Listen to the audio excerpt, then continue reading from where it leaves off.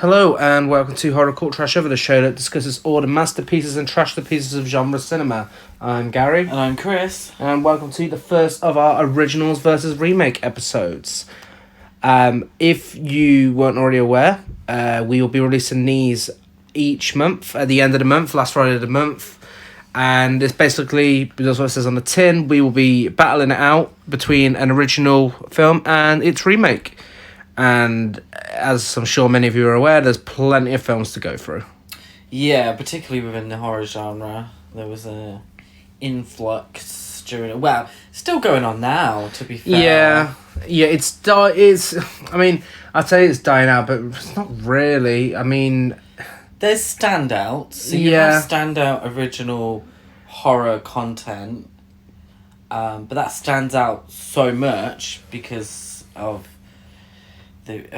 remakes, reboots, weird sequels. I don't know what they call them. Well, if anything, remakes have got better now. That's the sudden wave we've got of remakes at the moment. Is they're better than they used to be. I mean, look at Child's Play and Suspiria. Yeah. So we're at a good place with remakes at the moment. I need to see, and this is always the case for remakes of horror films or any films, is we need to see remakes of films that need remaking. Films with a great premise that didn't quite get it spot on the first time, or in the case of Child's Play, films that are ripe for modernizing. And the themes and the story can be brought bang up to date into 2020. We don't get many of them. No. And of course, you do still get your bad remakes as well these days. I mean, Black Christmas, for example. Yeah. And that, for me, that was a film that didn't need It doesn't need remaking, no. It worked perfectly fine in the 70s. The themes still, run true now. It's still a scary film, no matter what. It just so happened to have been made in 1974, and they're all wearing weird clothes. Yeah. And no one calls on a mobile phone. No. It's all on a landline. But it's still a scary film, still a tense film. It didn't need remaking. No. And that's much like the subject of today's comparison. A Nightmare on Elm Street never needed remaking. No, it didn't. No. We'll jump into the trivia of the original, because we're going to do trivia for both before we get into our comparisons. A Nightmare on Elm Street was released in 1984, directed by Wes Craven, on a 1.8 million budget, but it made back way past that. It was very successful. We were into the 25 millions. It was so successful. I think way more successful than they even imagined, and then with success comes sequels, and especially when you've got Bob Shea behind it. Yeah. And what, I can't even complain, because it's my favourite horror franchise of all time. I love all the sequels, even the shitty ones are entertaining. It's a brilliant franchise. Again, some trivia. This film saved New Line from bankruptcy, which gained New Line the name The House That Freddy Built. Yeah, I think this was New Line Cinema's first major success. Yeah. Essentially. I think what they used to do was release very small, culty films. I know that they released a lot of John Waters films. Was it Alone in the Dark? Alone in the Dark was their first sort of foray into horror cinema, and that that's not exactly gone down as a cult classic. I've never watched it. No, but it's not really spoken about in the same sentence as Friday the 13th or Nightmare on Elm Street or Halloween. So this was their first big hit, and it was a cultural phenomenon as well. Yeah, it was. It is an absolute pop culture explosion. Nightmare on Elm Street. I mean, you've got obviously all the sequels it churned out. It had how many sequels are we on now? So there was 1 to 5, then there was Freddy's Dead, and then there was New Nightmare, and then even Freddy vs. Jason, the crossover with Friday the 13th. Yeah. And of course, the remake, which we'll be talking about shortly. Freddy Krueger's in video games now. You know, there's comic books, I believe. Freddy had his own hotline once that you could call up. Fucking toys. He had his own TV series. Video game. Album. Yeah, which we own. Which you own. Yeah, it's just, it blew up. It really did. And, you know, everybody knows who Freddy Krueger is. Yeah. You know, it's incredible. He's on the same, you know, he's on the same level of popularity as, say, the Marvel characters. You know, if anybody knows these people, you know you're a pop culture phenomenon when you can mention it to anybody, regardless of whether they're a horror fan or not a horror fan, and they'll know who it is. Yeah, they call it a household name, and yeah. What I tend to judge it by is, if I can imagine my mum, if I spoke about Freddy Krueger to my mum, she would know who I'm going on about, you know, and to me, that makes someone a pop culture icon. The world's most loved child murderer. Yes. It was actually partially based on a true story. Based on some a Southeast Asian refugee who died from horrific nightmares, and like they found a coffee machine in his wardrobe, I believe. Yeah, and so they were from, I think, prisoner of war camps. Yeah. And they had some sort of form of PTSD that kind of went undiagnosed, and I think there was a few of them. That this PTSD sort of created these really strong nightmares and that they kept having again and again, and they believed that eventually that these nightmares would kill them, and I think maybe it was just the one that ended up dying in the end, but essentially, you know, he was scared to death within his dream, and his heart stopped.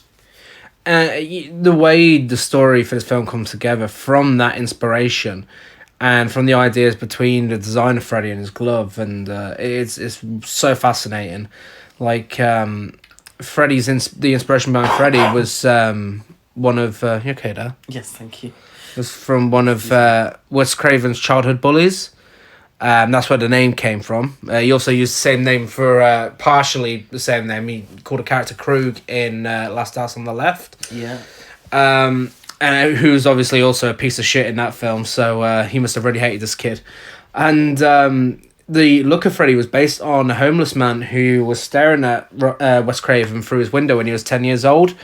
And he goes into quite a bit of detail on this on the fantastic Never Sleep Again documentary. And it sounds pretty scary, and it's a great inspiration for this character. And the glove is actually based on primal fears embedded in the subconscious of all people and of all cultures, because one of the main primal fears is animal claws. Oh, okay. Wes Craven's a genius. I mean, he's released some shit, but he's one of those directors, when he gets it wrong, it's fucking terrible. But when he gets it right, it's a masterpiece. Yeah. And I think Nightmare on Elm Street is one of those films where every single aspect of it came together so well. Yeah. That you that sort of... what am I thinking of? It doesn't strike twice. No. That sort of lightning doesn't strike twice, excuse me. I'm trying to find my analogy there. So that sort of lightning doesn't strike twice, where everything comes together so perfectly, and it creates a masterpiece. And it really does.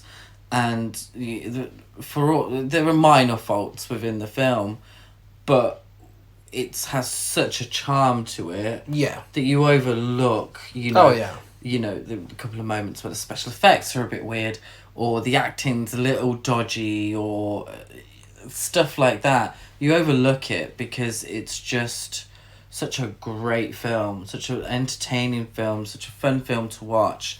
But it also has a bit of a brain to it, and you can delve a little deeper into it and look at the themes that are on show. And Wes Craven always did that when he got it right so perfectly. Yeah.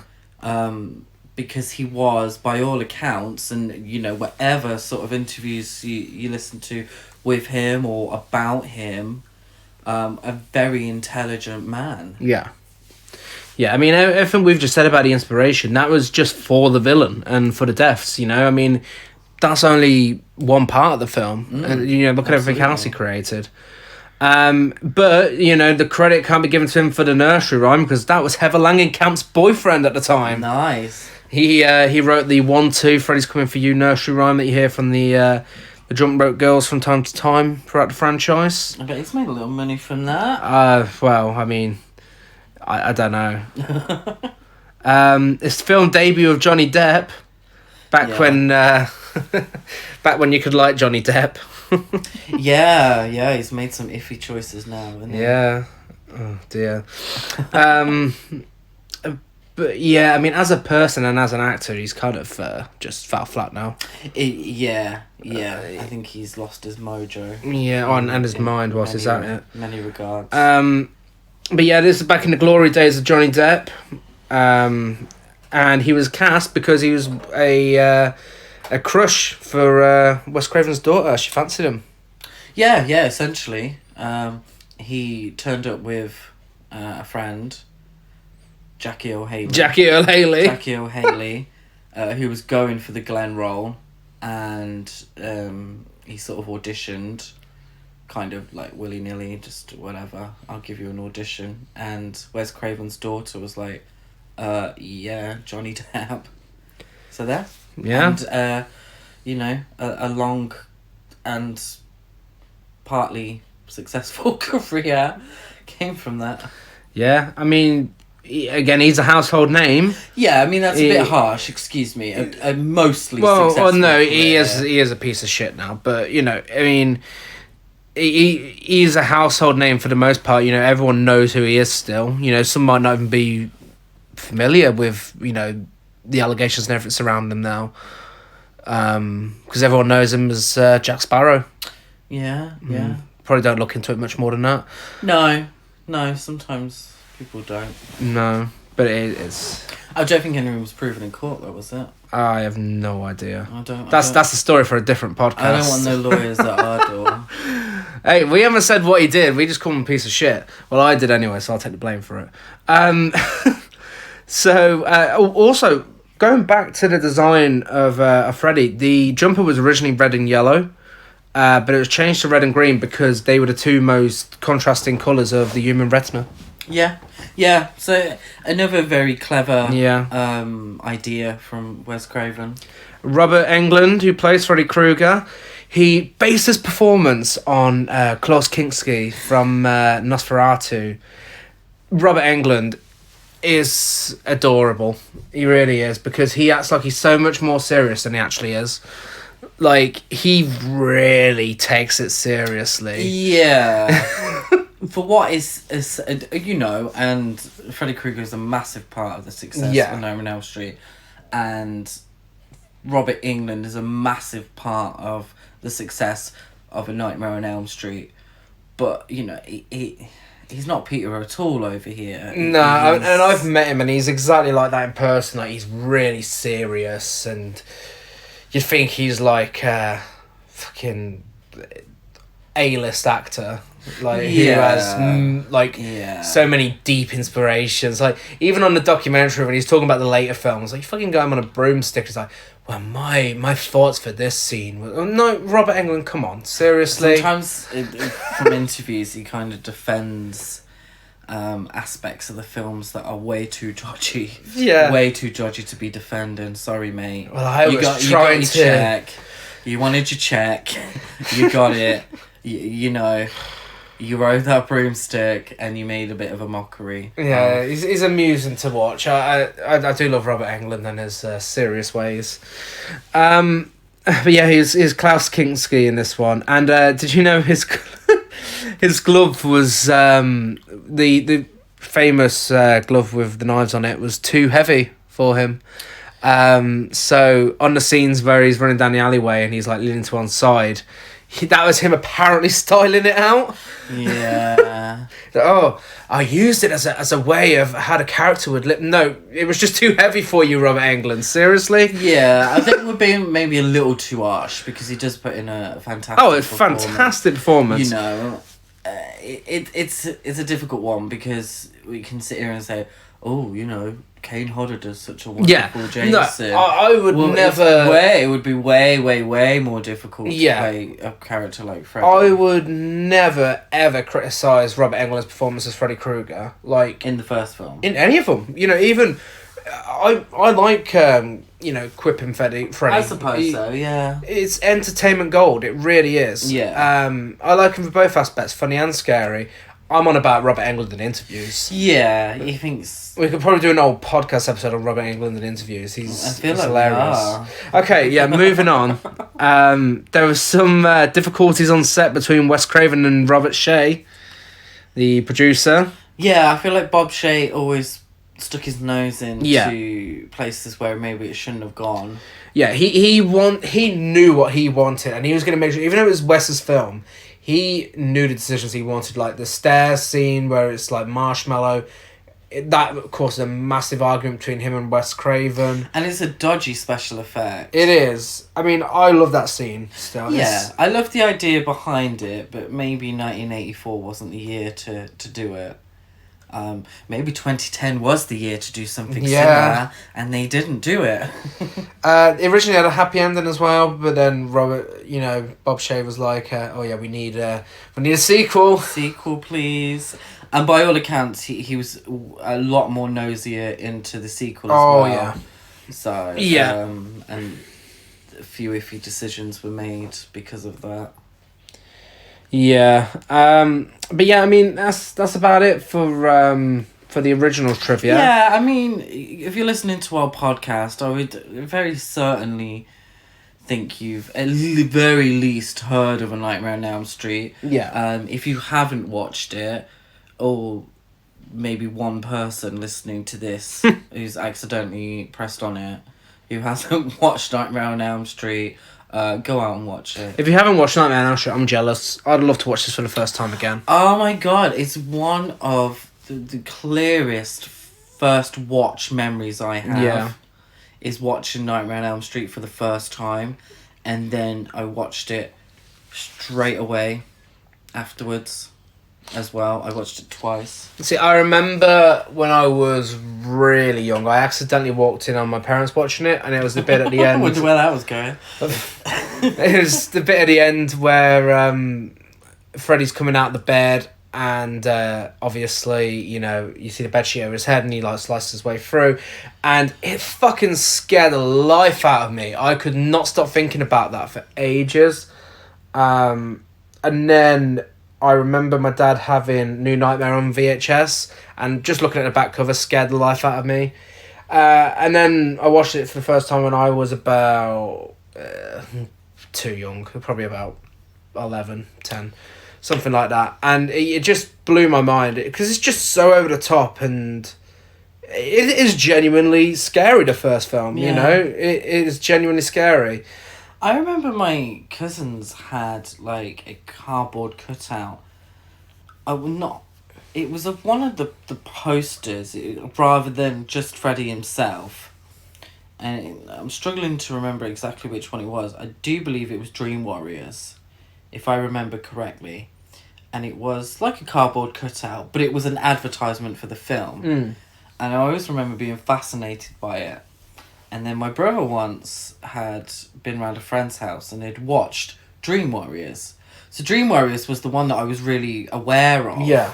And then obviously through time realised that was part 3.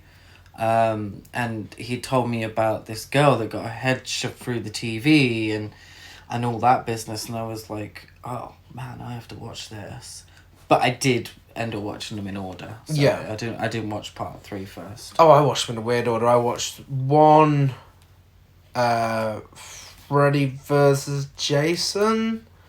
1, Freddy vs. Jason. 4, and then the rest in order. Bloody hell. I know, yeah, it is a weird one. Suppose you were like 9 when Freddy vs. Jason 11? came out. 11. Yeah, 11? so that's when I was really... 11, so yeah. it would have been just before... so I'd have been 10 when I watched the first film. Yeah. It was just before that. And obviously, Freddy vs. Jason, oh my god, the hype behind that film.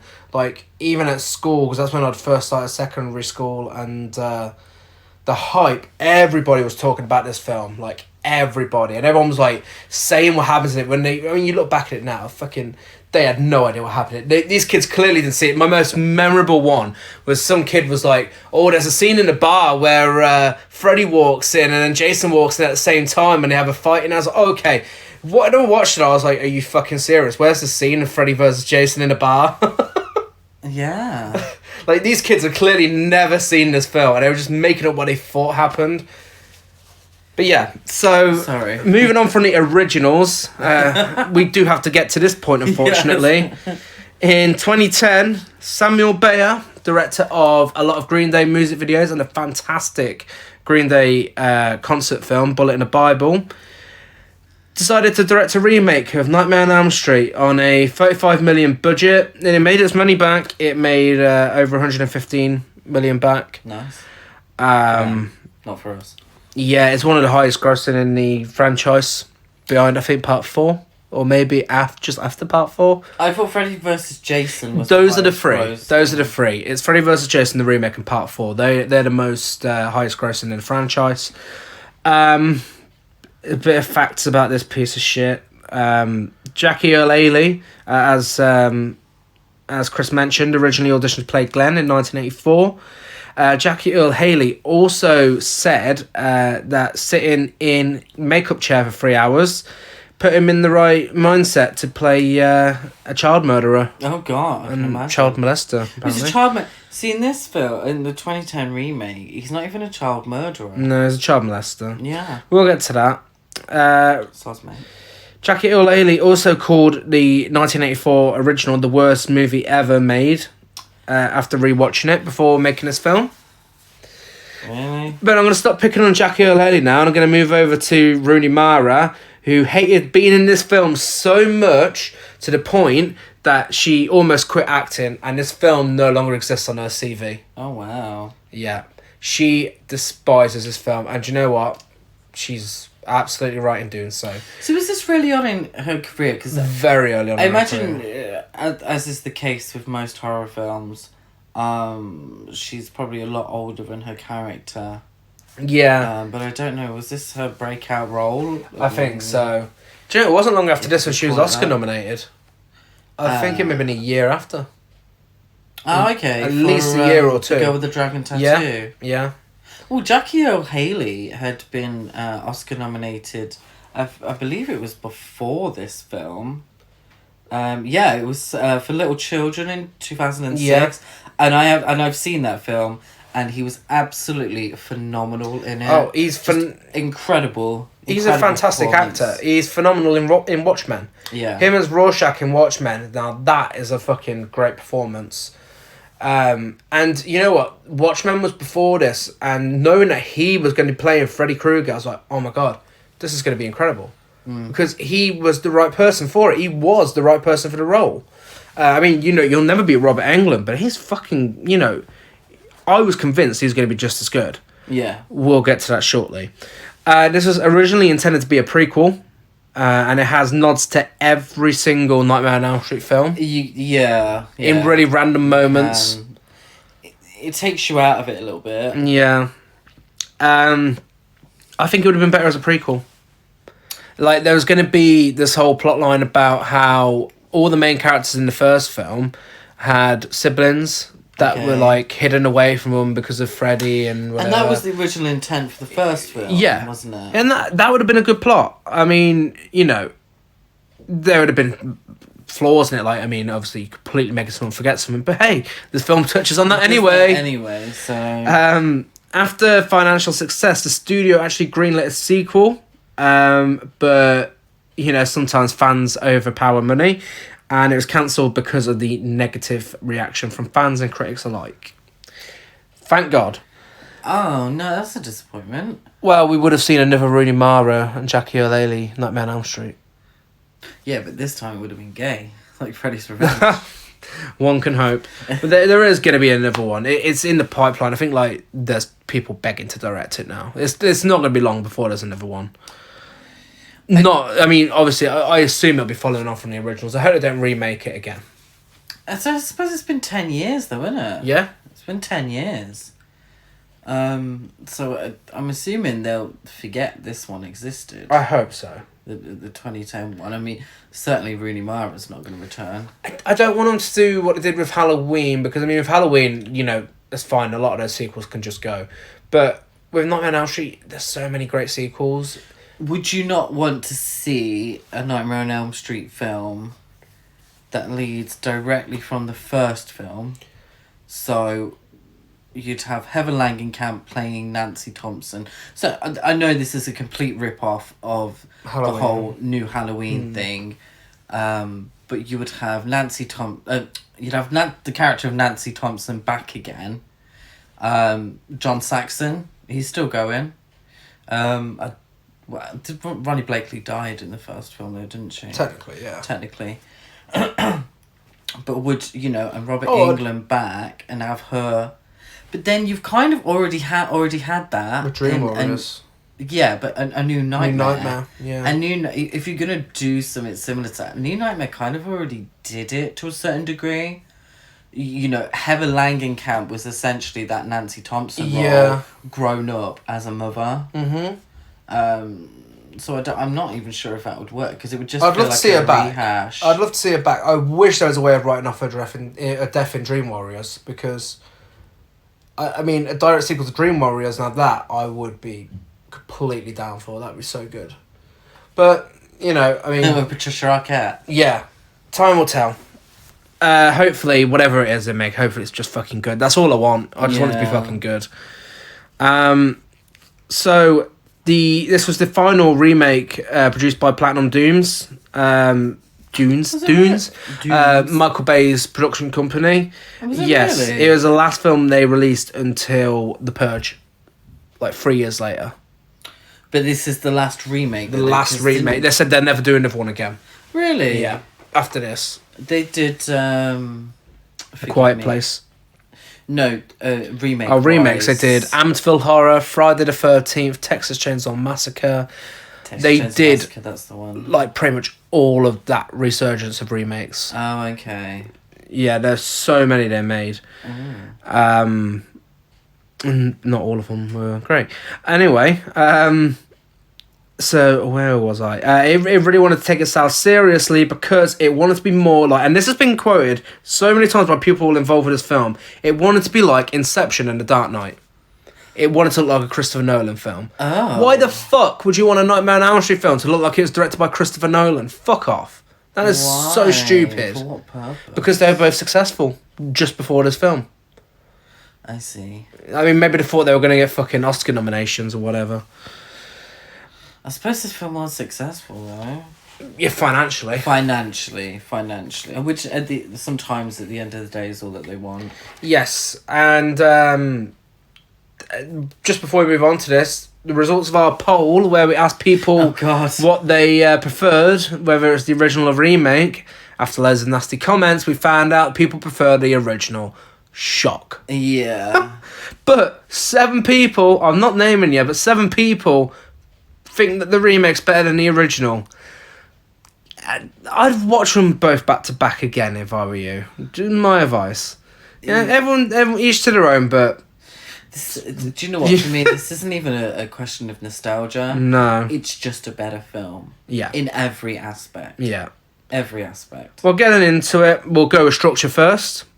Maybe not eyebrows or fashion. Wow. Oh, actually, the fashion's a little iffy in the 2010 one as well. Yeah.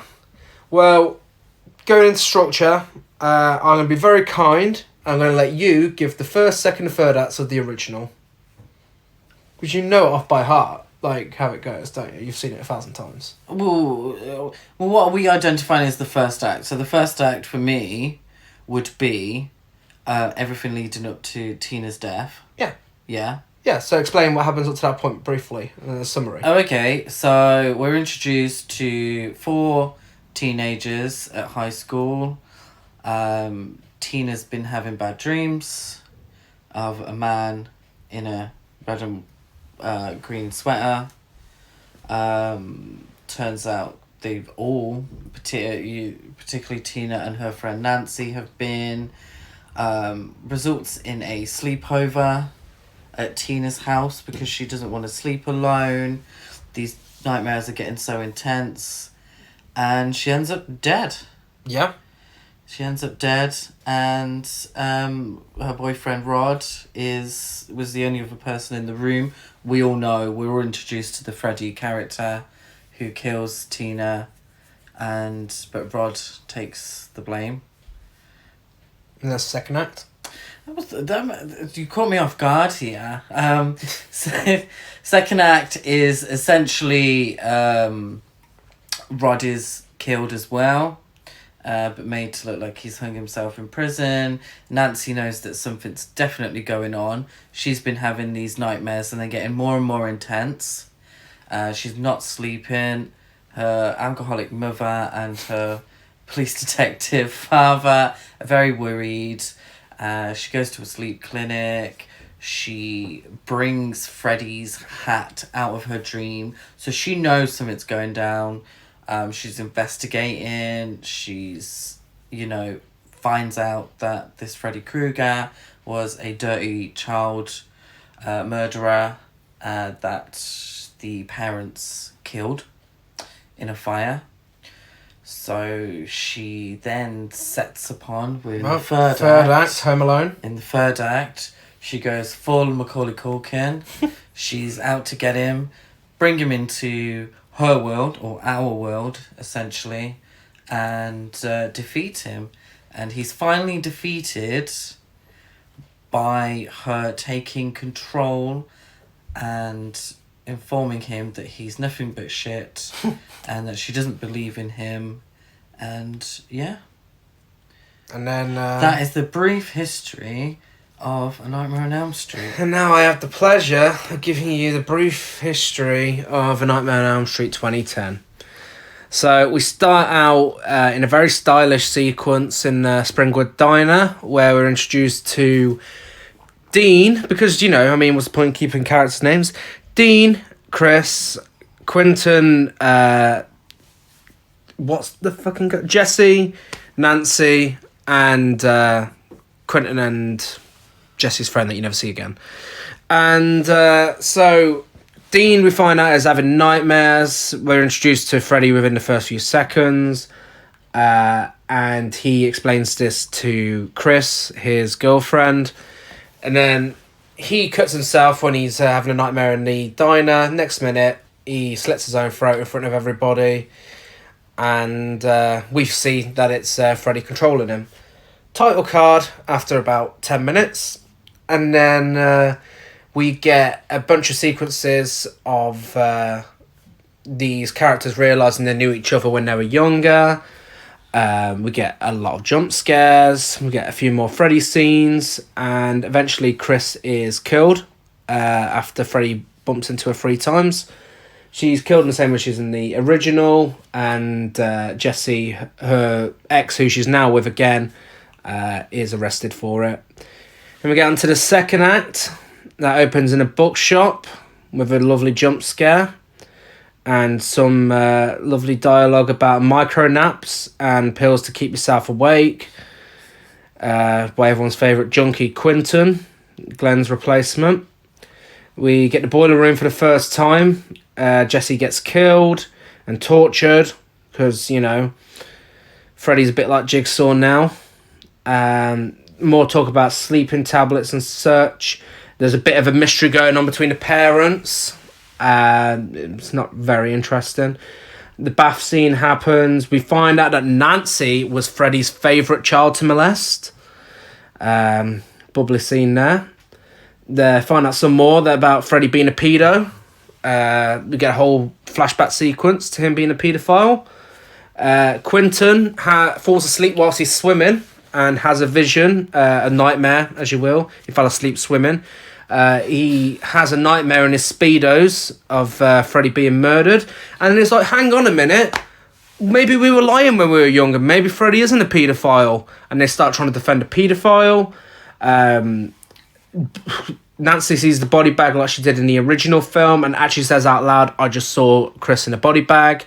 They go to a pharmacy to get Quentin his fix, and Freddy appears, slashes Nancy's arm, and she says, "I think he's here."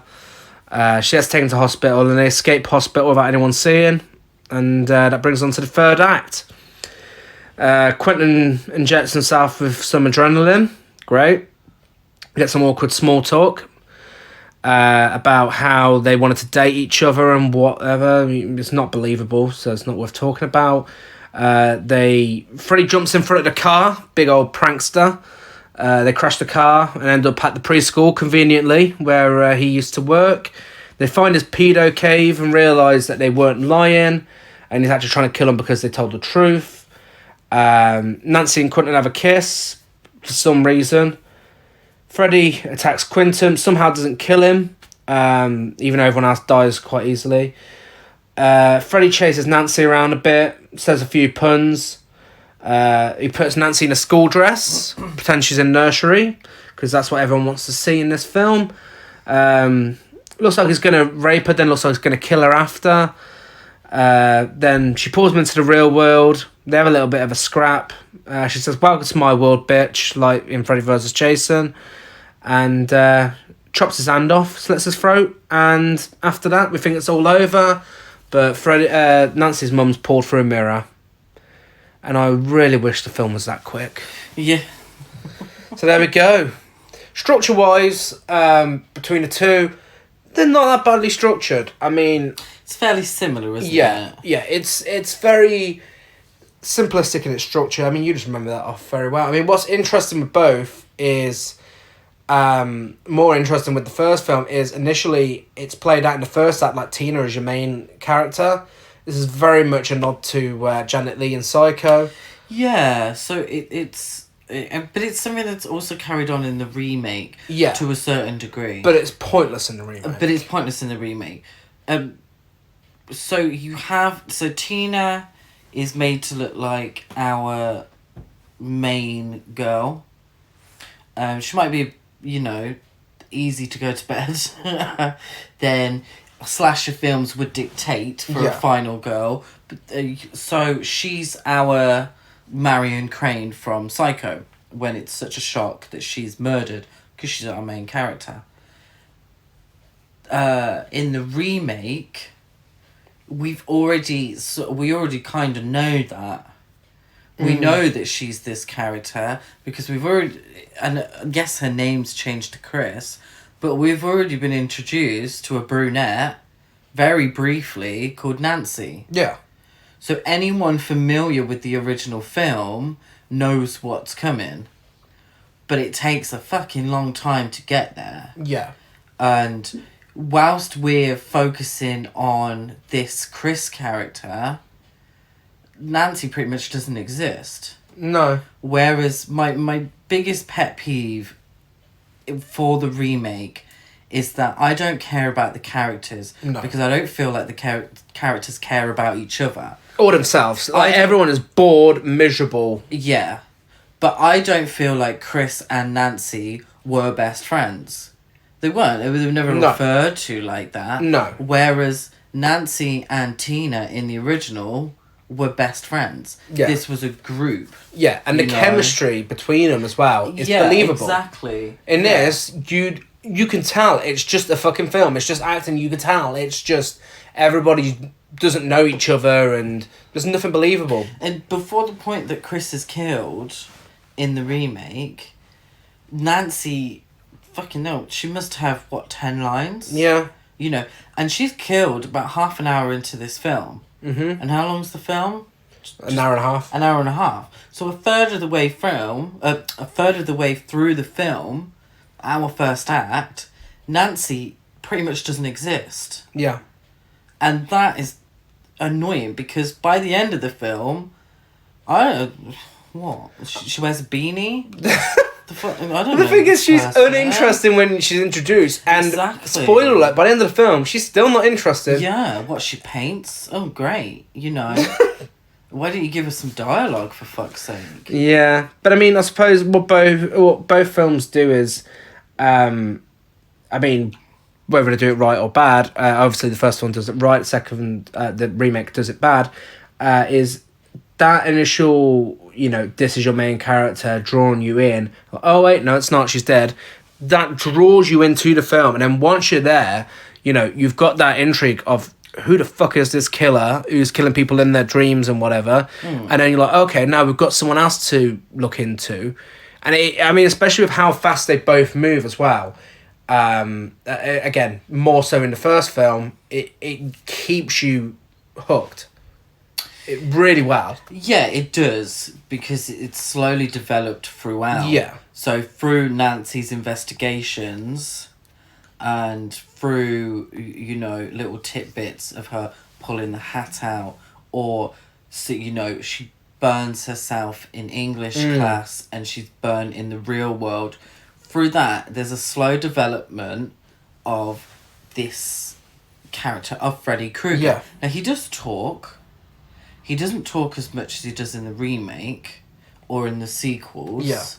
But he does talk. But we don't know who he is or what he is and what's happening. We don't know what's happening as much as the characters don't really know what's happening. So that is slowly developed throughout the film. Yeah. And in doing that, Nancy becomes, our girl. Yeah. She becomes our final girl. She becomes our focal point as viewers. We know ultimately Rod and Glenn are probably going to die. Yeah. And the mum and dad, to be fair, John Saxon survives, but he didn't necessarily need to, because we know this is Nancy's story. Whereas in the sequel, for fuck's sake, Remake. in the remake, we don't have that development, because it's also like, it's not really... It feels forced. Yeah, It it's feels not very really forced. a puzzle to solve, because it's only very small. So a little bit of fabric that she pulled out of a dream. Yeah. And she's like, oh, I'll use this, but doesn't really put a plan together. No. It's just sort of, at the end of the film, she's laying on a bed. Yeah. Whereas Nancy uses her intuition, and she uses, her brains and intellect eventually. And she goes full Macaulay Culkin on him in the end. Because she's into survival. Yeah, which we'll be going into in a sec, because when we get to the characters. Next up on my list is death scenes. I mean, I think we said all we said about the structure. Yeah. It follows a very similar structure. Both films follow a very similar structure. Your first act is leading up to Blonde's girl's death. Yeah. Middle is kind of investigation. Disposable characters are killed, and then final act is defeating Freddy in whatever way, the storyline dictates. At the end of each of these segments, I'm going to say which one we prefer for these things we're talking about. So structure, do you prefer 84 or 2010? Well, it'd have to be 84, because that's the original. Same for me. I mean, like I said, like you said, they both do it well. They both structure it out well, but execution, 1984 by far. Yeah, and the 2020 just copies. The first. Pretty one. much. Yeah. Death scenes and gore. Right. So these are the death scenes. In the original, you've got Tina goes first. She's killed by being dragged around the ceiling and sliced up while she's on the ceiling. It's fucking grim. It's still effective to this day. You've got Rod. He's hanged by Freddy. You've got Glenn. He's sucked into his bed and explodes into his bedroom. I think you'd call it a geyser of blood. Yeah. I still can't describe that scene to this day. Freddy's just forgotten about. But I mean, find out obviously he's not really dead. And Marge, Nancy's mum, is dragged through a door.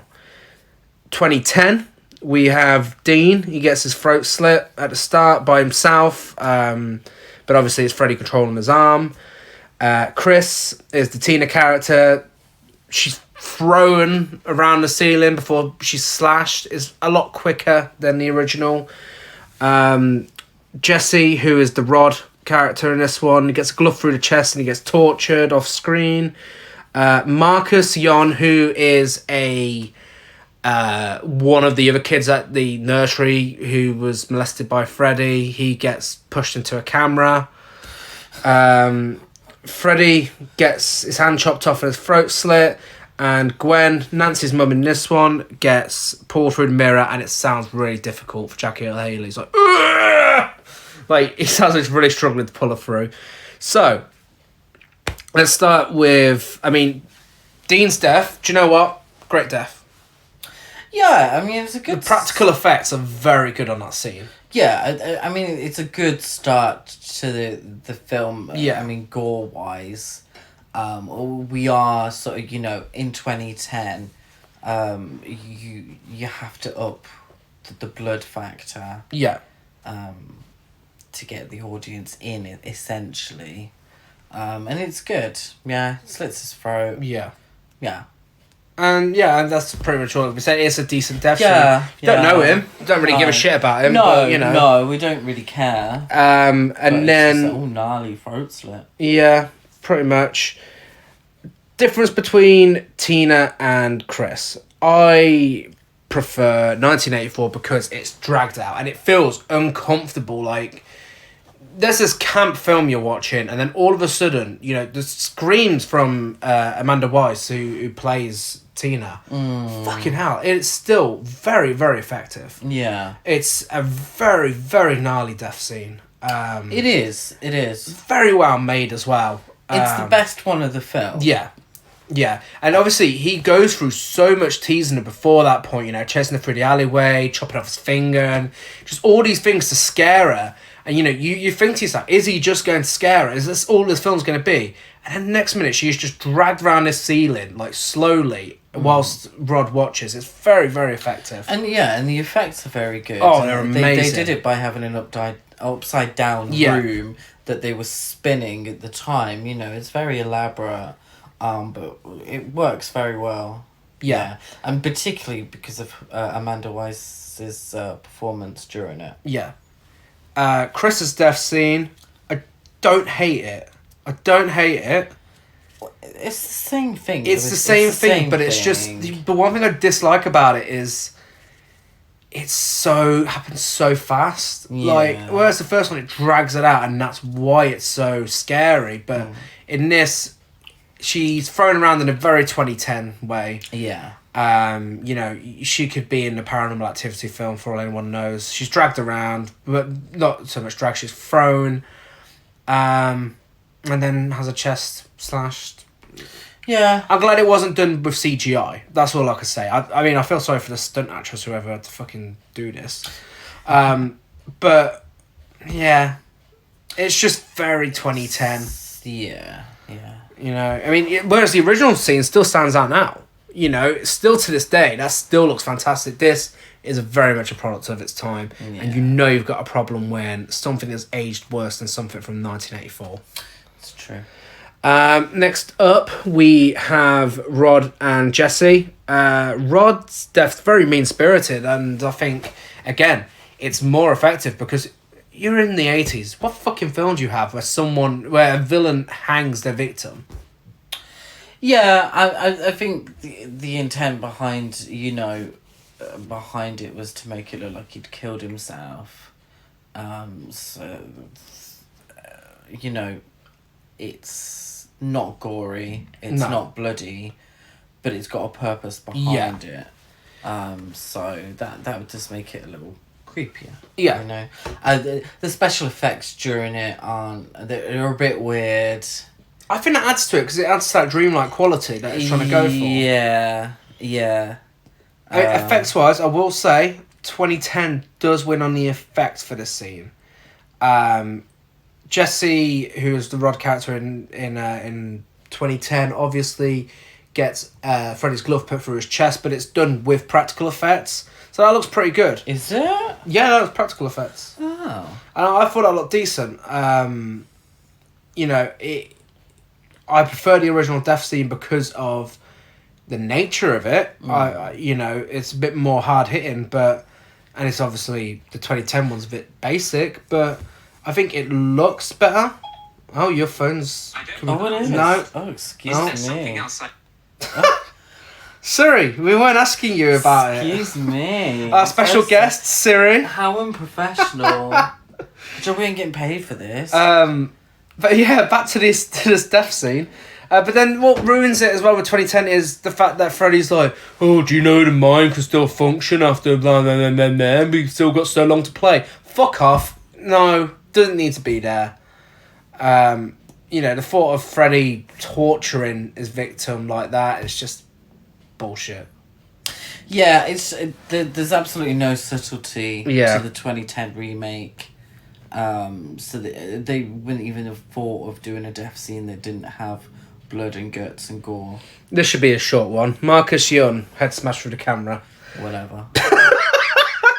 Again, that could have been a scene in Paranormal Activity. You know, I mean, this is coming off the back of that. That reminds me, what's that film? Is it Friend Request or... Unfriended. Unfriended. It's like Unfriended, yeah. It's like Unfriended, where he's just there on a webcam and just smashes his head into the... like, whatever. The actor who plays Marcus Young was in the Friday the 13th remake as well. And I thought I'd tell you that because I don't know if he has interesting to say about his death scene. Glenn, in the bed. What can be said about that scene? I mean, that's the icon. You know, that is iconic. I prefer Tina's, but that's the iconic one. Yeah. That's the one that everybody talked about.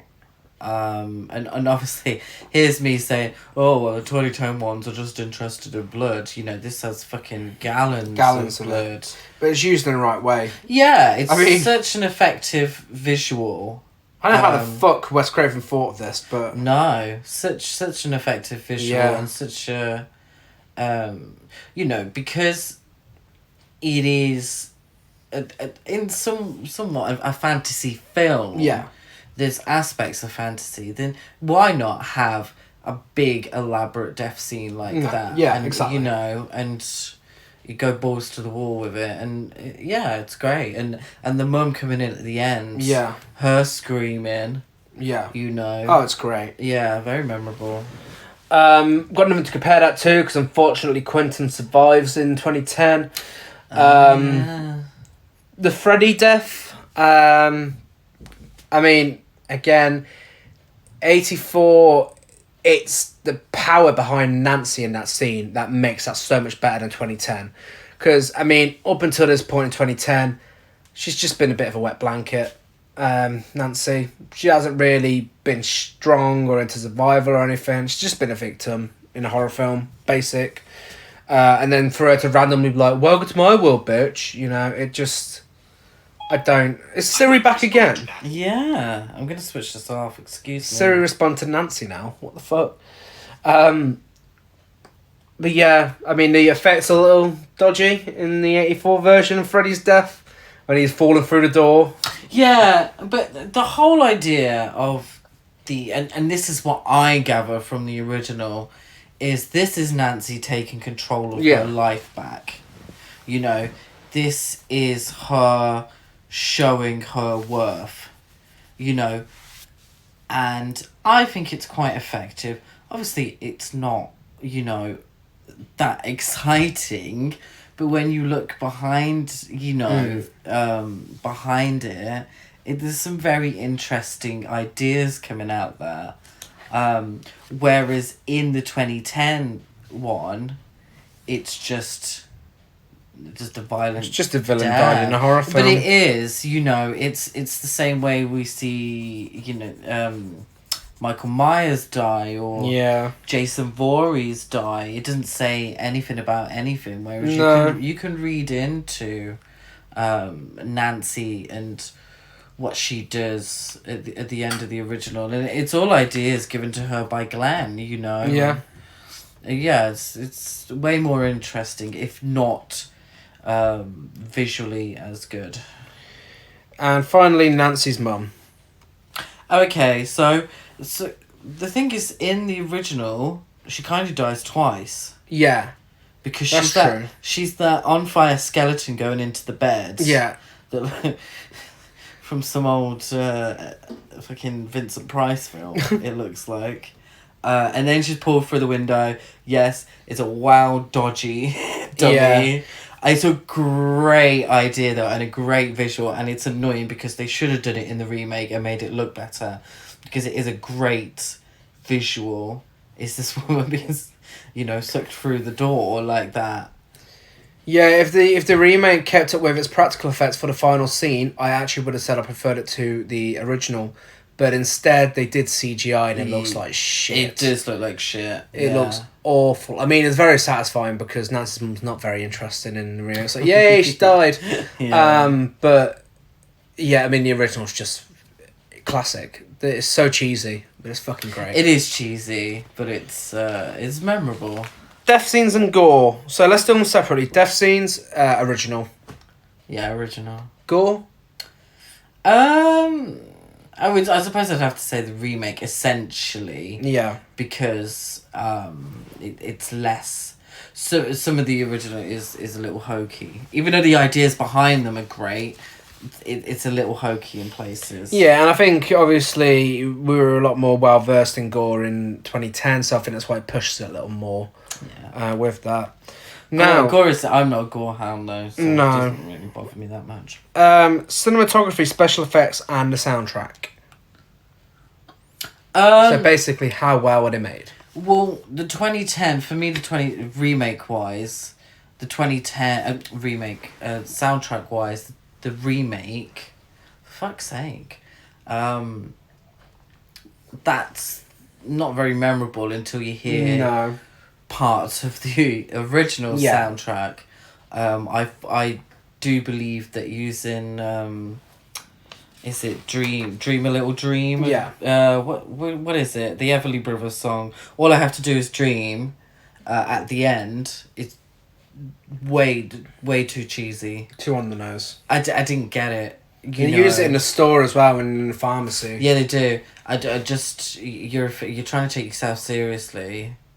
But I didn't know what I wanted to do.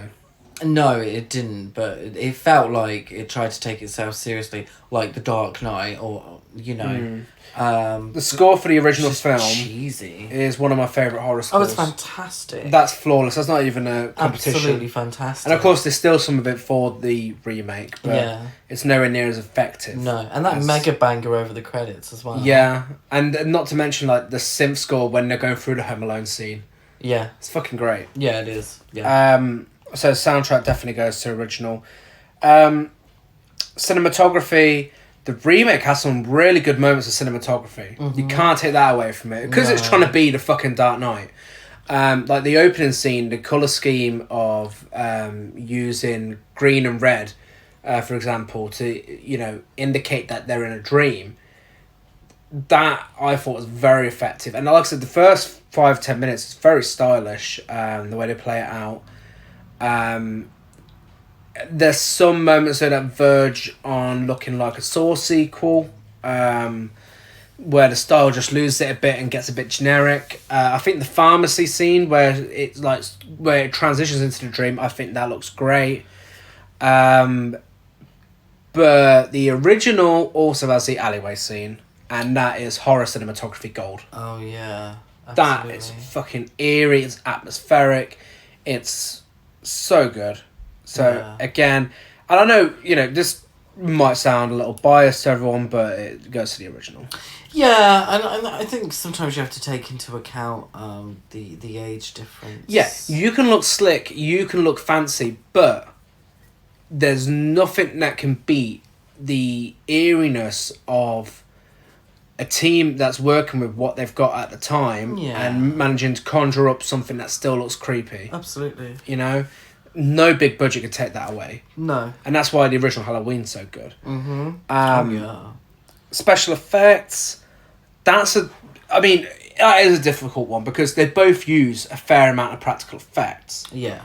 The only reason, again, why I'd have to go with the original is because the use of CGI in this one, in the remake, takes away those scenes of practical effects. Yeah, they're there. Yeah, they look good. But then the CGI comes in and then it looks cheap, and then it's easy to overlap the practical effects with the CGI because it's more memorable because of how bad it looked. Yeah. There are some memorable parts in the original, though. I mean, the oatmeal stairs. The iffy dummy, Ronnie Blakely being dragged through the door. Yeah.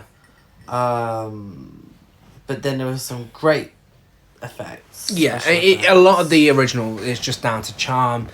That's true. You know, and I think that's why it looks good. And don't forget, this is meant to be within a dream. Yeah. So, I mean, a lot of the bad effects are pretty dreamlike. Are they? I'd say so. I mean, like the marshmallow stairs and stuff. I think that's... Oatmeal, isn't it? Yeah. It's meant to look like stairs. Well, I mean, special effects, I'm still going with the original. Because, like I said, a lot of them do still hold up now. Yeah, yeah. Would you include makeup in that? Oh, fucking hell, yes. Because the makeup for Robert Englund in the original is flawless. It is. It absolutely is. flawless. That is the best he looked as Freddy. Yeah. The makeup in the new one for Freddy is disturbing. Not for the right reasons. I think they tried a little too hard to look like an actual Burns this victim. leads on to our next segment, actually. Okay. So we're going to move on to characterizations and actors. And first up, Freddy. Yeah, the look, like Chris said, they tried to make him look like a proper burn victim in the remake. Doesn't work. It doesn't, no. It looks fucking stupid. Well, it doesn't even look stupid, no. It genuinely looks disturbing, but for the wrong reason. It looks upsetting. It looks like he genuinely has been burnt. I don't want that from a horror villain. No, well, no, not really. I agree with you there. And, you know, if they were going for realism, maybe they're a little closer than the original. Yeah, yeah. But it leaves no sort of ability to create facial expressions. No. You know, Robert Englund was very expressive. Yeah. And particularly as the films went on.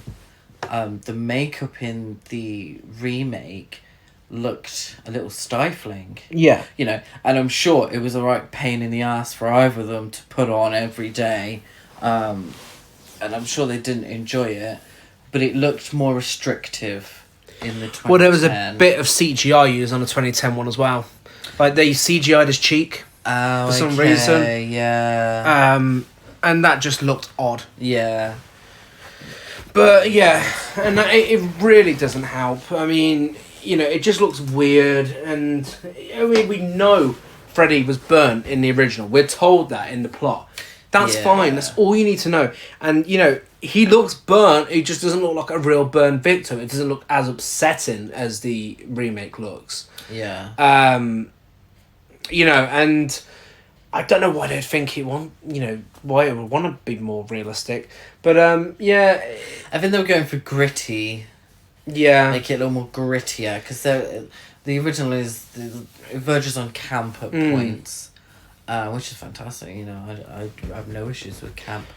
I think they were going for gritty. Yeah. They just made it look a bit weird. If you look at him in the shadows, you look at him from far away, do you know what? He looks alright. The first scene, he looks good in the first scene because you can hardly see his face. Yeah. The pharmacy scene, he looks good in that. There's many scenes where he does look good, but only because you can't see him properly. That's not good though, you know. You shouldn't have to hide your horror villain. If it's not Michael Myers, you shouldn't have to hide him for him to look scary. You know, especially someone who is as in your face as Freddy Krueger. And the first time you see him properly is in the classroom scene where they replace Nancy's moment with Chris, where she falls asleep. She ends up in a rundown classroom. And he turns around, and I remember seeing this in the cinema for the first time, and I was like, oh, Jesus. It's jarring. It's jarring, and it looks so stupid when you first see it. And then when you start to realise what they did with it, it's like, oh, okay, that's depressing. Yeah, because unfortunately there are, you know, Burns victims out there. Do we want to see them being a paedophile and a child murderer? Fuck no. And yeah, it's kind of saying, you know, that their sort of injury is scary. Whereas, you know, we know Freddy Krueger is a burns victim in the original, but that was more influenced by pizza. Yeah. It's not realistic. Yeah. And I think going down the realistic path is essentially saying that, you know, this face is scary. Yeah. That's very rude. It is. Actually. That's not nice. And it's not necessary. You know, you've got a fantasy sort of film here. You know, you can go a little different on that one. And I think the fantasy side of it, of making Robert Englund not look as realistic in the original, makes him look more terrifying. Exactly. Because they, you know, they could do what they want with him to make him look scary. Exactly. And I found that in the remake, I felt a bit sorry for Freddy. Yeah. So you have that whole scene of him, you know, without the burns. So Jackie O'Haley without the makeup on, being chased and then burnt alive, essentially. And I'm like, what are you doing? We don't need that. You're humanizing this murderer. Yeah. You know, it's not necessary. In the first film, Ronnie Blakely tells us he was a dirty child murderer. That's all we needed to know. Yeah. That's all we needed to know. Yeah. She explains what happens. Great. Fantastic. We don't need to see it. We don't need to see it. And it wasn't until fucking Freddy's dead that we see Robert Englund as Freddy without the burns. Yeah. That's true. Because it humanizes a character that we don't need humanizing. But this is a problem with a lot of the remakes around this time period. They seem to think everyone needed a backstory, and that everyone needed to see what happened to these people. I mean, look at Halloween, Rob Zombie's Halloween. It has a whole hour of backstory for Michael Myers because it thinks people are stupid and they can't just listen to dialogue. They have to show them what happened. Yeah. And it's fucking ridiculous. They It's have to insulting. put it all out there and they have to show it. It's so And insulting. sometimes it's not necessary. Sometimes you can keep a little behind and still have an interesting film. Yeah. The voice is fucking weird. They edit whenever he speaks, they edit him so he's louder than everything else. And Jesus, it's so annoying more than anything else. And his voice is very weird. His line delivery is very strange in this. Which is quite surprising for Jackie Earl Haley. You know, his voice is a big part of his role as Rorschach in Watchmen. But it's very different to this. Like, in this film, he just... I don't know, it's just weird. His jokes, they're all like dad jokes and puns. Oh my god, don't get me started. Because that really pissed me off. It contradicts itself. It wants him to be serious and realistic, but then he's pulling out all the jokes. Exactly. So you're trying to be gritty, and you're trying to be, you know, a darker version of what the sequels had become, but you're still cracking these puns. And he's giving, what's his name? Fucking Jesse a Q&A. Yeah. For Christ's sake. He's asking him fucking questions. So, can you bring the dead back to life? No. Well, I didn't fucking think so. Why are you having this conversation with him? Why are you having a fucking conversation? Then when he starts giving him his lesson on what you could do with the body when someone's dying, it's like, stop talking. You know, in the original, Freddy talked. Yes, he did. It was a quick... He has like 8 lines. Sometimes it's a pun or something that he would... That's maniacal, but he would find comical. Whereas in this, it's fucking shit that my dad wouldn't even make a gag about. It's just cringy. Yeah, he's like... He does the whole, how's this for a wet dream? Do you think, you know, them saying they want to be like the Dark Knight, do you think they're trying to give a little bit of the Joker? Oh, please. I hope that's not the case. Really hope that's not the case, but I wouldn't be surprised if that was the case. Yeah. One of my favourites, he says to Nancy, let's play a game, and she's like, fuck you, and he's like, oh, that sounds good, a little fast for me though. Why don't we hang first? Turns her around and there's her friends hanging. Yeah. And then, in comparison, you've got Freddy in the first film, the original, is like, come to Freddy, waggles his tongue a bit at Nancy. Yeah. That's all you fucking need. I'm your boyfriend now, Nancy. This is God. In this one, he talks like fucking Pinhead. They're like, Jesse's like, oh God, and he's like, no, just me. Fuck off, you're not Pinhead. You're trying to be Freddy Krueger. Yeah. You should have said, this is God. That's your line. Yeah. But yeah, so his puns are fucking terrible. There's no charm to him. Poor Jackie O'Haley's better than this, but apparently not. So I'm going to have to go with 1984. Freddy. Absolutely no questions. There's no question. Yeah. No, 1984. And spoiler alert, the next one's going to be the same result as well. Nancy.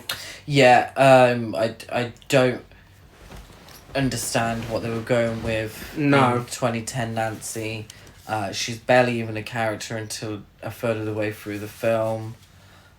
She's got no charm. No, nothing to her. She's got nothing to her. She's not interesting. I don't believe she's intelligent. No. Or resourceful. I don't get any of that from her. I don't care about her. No. I genuinely don't give a shit. I think she's, you know... She reads a book called Who is Sad. Who is sad. Yeah, and I do think she's a little sad. She draws emo pictures. And I think, I don't know if we're going to go into the whole cast or the characters, but I find that in the original, you know, these are your all-American boys and girls. Yeah, and we're going to go into Glenn and stuff, but, you know, here's the thing with Nancy. In the remake, they add this little twist, in, you know, quote marks, twist, where she was Freddy's favourite child to molest. First of all, that's fucking grim. Second of all, because, I mean, you know, this stuff happens in real life. We know this stuff happens in real life. It's not very nice. You know, you go to watch a fantasy horror film, you want to fucking escape from this shit. You don't want to hear this. But it goes on a lot about paedophile, you know, the paedophile tones and themes and such in this. And I'm sorry to interrupt, but I feel like a big issue with the 2010 one was the fact that it was so obsessed with him being a child molester. It really was. So obsessed. He, by all accounts, he'd never committed murder until he started killing people in their dreams. Do you know, the closest thing you get in the originals to this is in Freddy vs. Jason when he licks a picture of a child at the start. Yeah. That's the closest you get to it. Yeah.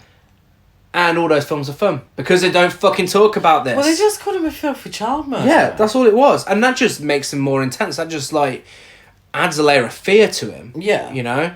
But this, no, Nancy's his favourite, and that's a twist. Do you know what his twist is included? This twist is included because there's nothing else interesting about this version of Nancy. No. The original, she's the final girl because she outwits Freddy. Mm-hmm. She is just as much of a powerful force as Freddy is, and she's as she says herself, she's into survival. Yeah. She plans it all out, she uses her brains, she uses her strength, and that's how she defeats him.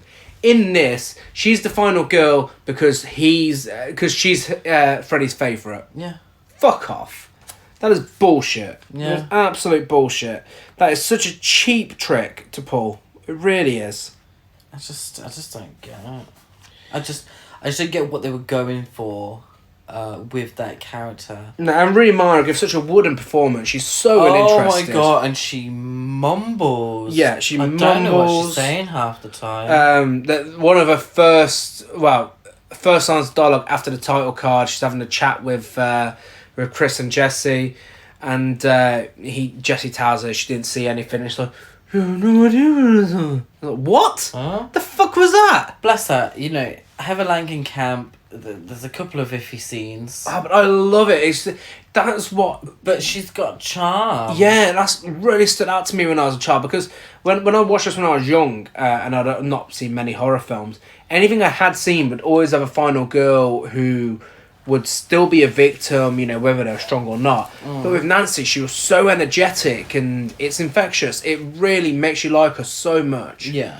And that's why she's one of the best final girls in horror. She continues that energy through Dream Warriors and New Nightmare. Mm-hmm. But then this is just she's just a throwaway character. Yeah. So yes, Heather Langenkamp wins that one. Yeah, absolutely. The love interest. Johnny Depp, Glenn, and Kyle Gallner as Quentin, with his Joy Division t-shirt, trying to be edgy like everyone else in this film. Yeah, I didn't get the whole edgy thing. I mean, Johnny Depp did his... crop top. Yeah, he did what was needed. Yeah. It was his first role. Glenn wasn't our focal point, never was. No, Glenn was a little really. stupid by all accounts. Yeah, he was. But he was a jock, Tried to be. Well, yeah, but by Nancy's admission, you're a jock, you must have a baseball bat, so... I don't think there's really much to say. No, except for he's Johnny Depp, he looks nice. Like I said earlier, he's like an all-American boy next door. Yeah, that's it. And then... That's all you need. Yeah. That's it. Kyle Gallner as Quentin, on the other hand, genuinely looks like a believable junkie. And do you know what? If we didn't know Freddy was killing, I'd have guessed it was him doing the killings. Yeah, he's a weird character. Very weird. I don't know. There's so many of these characters and fashion choices and stuff, and the way they are. I was like, wow, 2010 seems a long time ago. Was that how 2010 was? I don't know. Did he was people just walk around with beanies all the fucking time? Well, yeah, his fashion sense was terrible, and he just seemed like a drug addict. I mean, every time that a drug became available to help him in the situation, it's like, yeah, we've got to take that, we've got to take that, we've got to take this. Yeah. It's like, whoa, calm the fuck down. It's the pot of coffee and some, what's the name? Hypnosil. No, not Hypnosil. What's the one from the first film? Fast Awake or whatever. Oh, yeah, Fast Awake. Yeah, something like that. Yeah, I mean, it's just... It just makes him unlikable. There's no chemistry between him and Nancy. None at all. Yet there's a random love story between them at the end. Yeah, and he didn't need to survive. And that's annoying as well, because, Nancy did it all by herself. Yeah. Whereas in the original, she did it by herself. Whereas in this one, she needs Quentin's help. Yeah. Well, great. Without a doubt. Glenn in 1984. Yeah. I mean, they're both essentially throwaway characters. Just one of them wasn't thrown away. Tina, Amanda Weiss in the original. Chris, Katie Cassidy in this. Katie Cassidy, it's a weird one because she provides one of the better performances of the film, but also she's the happiest out of all the kids in it, and yet she watched her boyfriend die in the opening minutes. Yeah. I can't quite figure that out. I found her probably the most interesting character in the remake. Which isn't saying much. No. But again, I think probably because I knew what was coming. Yeah. I didn't really care that much. Is her name Katie Cassidy? Katie Cassidy. She did a perfectly reasonable job with what she had to do. I feel like Amanda Weiss, just for her screaming during her death scene. And she is confrontational with Freddy. Yeah. Very confrontational with him. Within that short amount of time she's in the film, we see a lot of character development for her. She's happy despite what's going on. She's a little flirty. She's funny, has a certain charm about her. And she confronts Freddy. Katie Cassidy plays more of a basic character in this. Yeah, I just... you've seen it before. Yeah, she just... I don't know, she's just a victim, isn't she? Yeah. Much like... obviously original. Much like the next character... Rod, who's Nick Corey, whatever, in the first original film, and Jesse played by Thomas Dekker in the remake. Thomas Dekker is one of the worst actors in this. Fucking... Oh, God, yeah. Oh, my God. Yeah. He is so wooden, and he looks like Adam Lambert. He does. In the original, Rod was also a throwaway character, just like Jesse is in this, but he still had a bit more character development.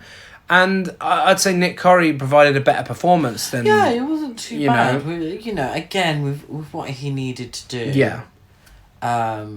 He was perfectly reasonable. Rod had some good lines. Yeah. Good quotable lines. He seemed more like a jock than Johnny Depp, and certainly more like a jock And he was the than bad Thomas boy Dekker. because he had a leather jacket and Yeah. a switchblade. But Thomas Dekker was not a believable bad boy, and he gets to deliver one of the film's most famous lines, and he looks like he can't remember it. He's like, Oh yeah. "Don't fall asleep." It's like, do you know what you need to say? Yeah. So yes, Rod wins it all the way. Yeah. Rod and his switchblade. And Nancy's parents, or for 2010's sake, parent. So you got Marge by Ronnie Blakely in the original, and Donald by John Saxon in the original, and just Gwen, Dr. Gwen. Yeah, I don't know where this doctor came from. Maybe I missed something. Dr. Gwen, who is played by Connie Britton in the remake. 3 great actors there. And can you guess which one is the bad one in the bunch? The bad one? Yeah. Oh, Gwen. character-wise? I'm kind of... I mean... Connie Britton did a good enough job, but her character was not interesting. Yeah, she didn't have anything to do. No. So one of the main themes of the original Nightmare on Elm Street is the sort of parents not believing the children. Yeah. So these teens are being murdered because of what their parents did. They're being punished for the sins of the parents, and the parents are completely ignorant to it. They're not there, you know. Nancy essentially faces all of this alone at the end, you know, and, you know, that's a main theme of that film. Yeah. And Ronnie Blakely is obviously the actress. What is Marge. her name? Marge. The mother. She's a raging alcoholic. And it's one of my favourite performances. She is an absolute treasure in that film. It's so camp. So camp and over the top. So over the top. But brilliant. It's amazing. And she can barely look after herself. She's hiding bottles of vodka around the house. There's a scene where Nancy tucks her into bed. Yeah. Before Nancy goes out to defeat Freddy. The John Saxon character is the police chief. Yeah. So he's never around, and whenever he is, he's always too concerned with telling her what to do that he doesn't listen to her. And then you got Gwen in the remake. She's just there to give us a bit of exposition and die. Yeah. That's it. Yeah, and she, for some reason, she hides this photo. Yeah. I really have no idea why she'd have a photo of all the kids. But it really helps the plot of the story. It really helps the plot, though. And she doesn't really do anything. She's not really anything. She just gives us a backstory, and that's it. Yeah. So again, original wins on that one. But she probably she probably takes more concern. She's probably more concerned about Nancy than the parents are in the original one. Yeah. I mean, the original ones are so consumed with telling her that she's going crazy. Yeah. And she needs to get some sleep, and too consumed with booze and their job. Whereas, you know, Dr. Gwen, I didn't even know she was a fucking doctor. She's always there. She's not really absent, and she's probably asks how Nancy is way more than she probably should. Yeah. Because, you know, Nancy deserved a slap because she was not very interesting. No. Not very nice either to her mum. That is our first comparisons episode. There we and go. I think we can both agree that the winner is Nightmare on Elm Street 1984. Yeah, of course. 2010 doesn't even come close. I've seen it so many times. That was the worst time watching it. I think it's dog shit. It relies so heavily on jump scares. More than I even realised before. I think looking at So it basic. with a critical eye. Yeah. It's horror for basics. You see all the faults. Yeah. And what was just very lazy filmmaking. Yeah. Very lazy filmmaking. Well, we don't have an awful lot of time left, but we're going to do our final segment, which is the best and worst of the month, where we're going to tell you our favourite and least favourite new films that have been released this month. Both got the same. Normally, hopefully from now on we do it separately, or we might end up having the same every month. Who knows? With this month, our best film of the month is 1917. Mm-hmm. A masterclass in filmmaking, a milestone in filmmaking by all accounts. It's phenomenal. Fantastic filmmaking, edgy seats, tense, very emotional at points as well. Really just... Very well made. Yeah, really great filmmaking. And we haven't had a chance to watch The Turning yet, so our worst film of the month is still The Grudge. Yeah, like I was talking just then about lazy filmmaking. Yeah. This is filmmaking as it's lazy. Oh god, it's so easy to compare these two films together, Nightmare on Elm Street 2010 and The Grudge 2020. It's a basic film for basic bitches. Yeah. Because it really brings nothing new to the game. It whitewashes a ghost, which is highly offensive, and it's just shit. It genuinely is basic as fuck and insulting to the audiences. Yeah. Just really, really shite. Yeah. Sorry. So yeah.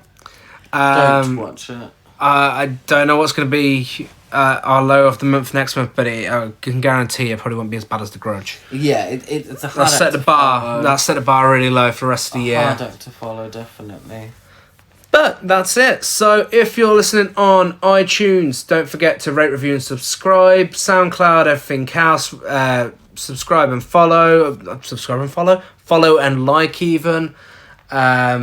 We're on social media, Horror Cult Trash over on Instagram and Facebook, Horror Cult Trash on Twitter. I'm Gazmo205 on Instagram, GazCruise92 on Twitter, DeLikeGaz92 on Letterboxd. I'm Chris Barker 823 on Letterboxd, Instagram and Twitter. And we will be back on Tuesday with our first Valentine's episode, where we'll be talking about Valentine from the 90s.